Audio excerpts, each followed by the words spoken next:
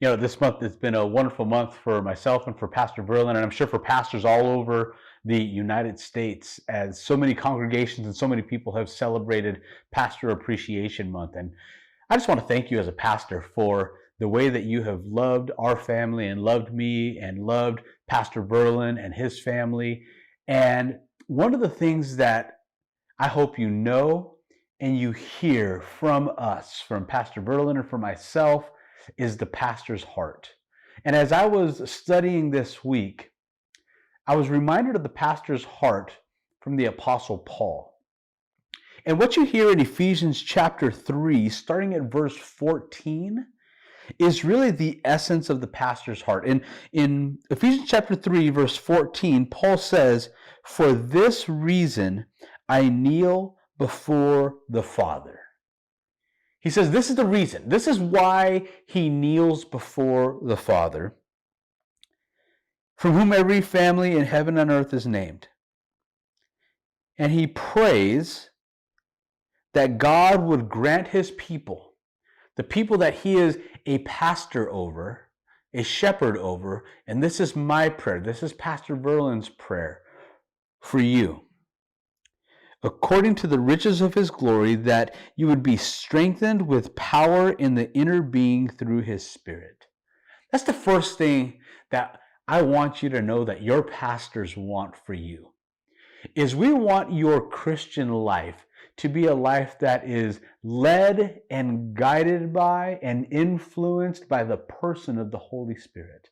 That you would be reminded that the Holy Spirit dwells within you, and that there is power within you in the power of the Holy Spirit to live the Christian life, and that the Spirit is in you for the purpose of strengthening. That the power of the Holy Spirit strengthens you to live a godly Christian life, and that Christ may dwell in your hearts through faith. And that he prays that they would be rooted and firmly established in love. That love would be the defining mark of the church at Ephesus. That's what I want for you. That's what Pastor Verlin wants for you, is to be firmly established in love, and that together that we would be able to comprehend with all the saints what is the length and width and height and depth of God's love, and to know Christ's love that surpasses knowledge, so that we may be filled with all of the fullness of God. Friends, that's what I want for you as a pastor. If I'm your pastor here at Oswego Alliance Church, if Pastor Verlin is your pastor here at Oswego Alliance Church, as we pastor this church, that's what we want for you. If you're a part of another church, as a pastor, I still want that for you.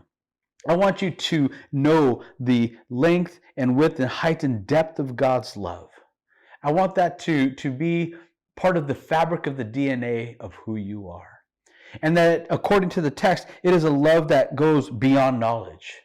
That what we know about God from this book, that what it inspires in us, what it reflects out of us, is an outpouring of love and affection for God that leads us to places that we would never go without God's love, without the strengthening of God's Spirit.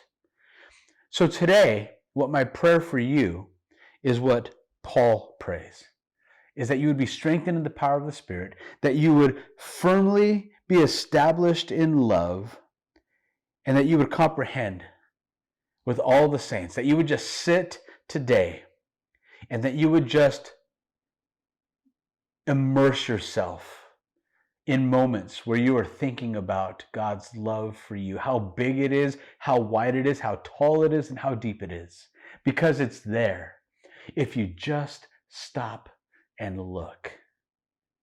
So can I encourage you today, wherever you are and whatever you're doing, to just stop and just think about the enormity of God's love for you as we treasure Christ together.